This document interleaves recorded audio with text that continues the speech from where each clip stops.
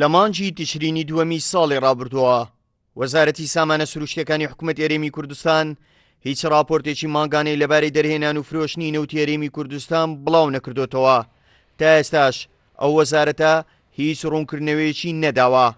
ئەوەش لەو کاتەدایە تا کۆتایی ساڵی ڕابردوو وەزارەتی سامانە سروشتیەکان ماگانە راپۆرتی خۆی لەبارەی فرۆشتنی نەوت بڵاو دەکردەوە.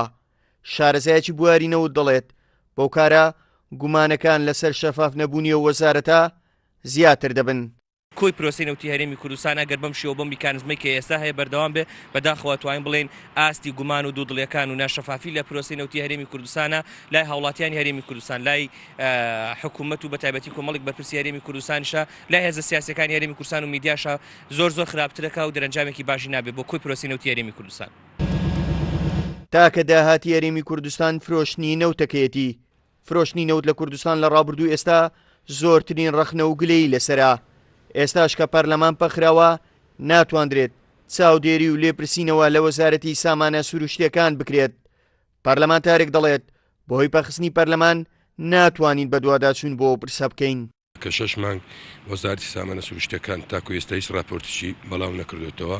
ئەوە تەبعاً لەلایەن کۆمەڵانی خەڵکی کوردستان نیگەرانی دروستە بیتن، بەڵام پەرلەمانی کوردستان ناتوانی هیچ وەزیرێک بانگەش بکە کە ئێستا کە پەچی کەوتەوە ناتوانانی کۆبوونەوەکانی خۆ بکە. بۆیە کاراکردنەوەی پەرلەمان زۆر گرنگە.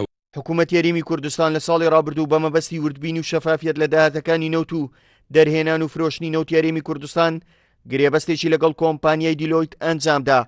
ئەگەرچی دیلۆیت تا ئێستا هیچ راپۆرتێکی لەسەر نەوتی هەرێم بڵاو نەکردوتەوە، بەڵام بە گوێرەی زانیاریەکانی کورسات نیوز لە ڕۆژانی داهاتوو دیلۆیت یەکەم راپۆرتی خۆی لەسەر پرۆسەی وردبینی لە نەوتی هەرێمی کوردستان بڵاو دەکاتەوە. لە ماوەی ڕابردوو زۆرترین گلەی هاوڵاتیانی کوردستان و لایەنە سیاسیەکان و پەرلەمانی کوردستان لە وەزارەتی سامانە سروشتیەکان بوو وە خۆیان دەیانوت ئەو وەزارەتە شەفاف نییە لە فرۆشتنی نەوتی هەرێمی کوردستان. ئێستا کە 6 مانگە سامانە سروشتیەکان هیچ راپۆرتێکی لەبارەی فرۆشتنی نەوتی هەرێمی کوردستان بڵاو نەکردوتەوە، ئەوە گلەیەکان ئێستا زۆر زیاتر بوونە لە ڕابردوو.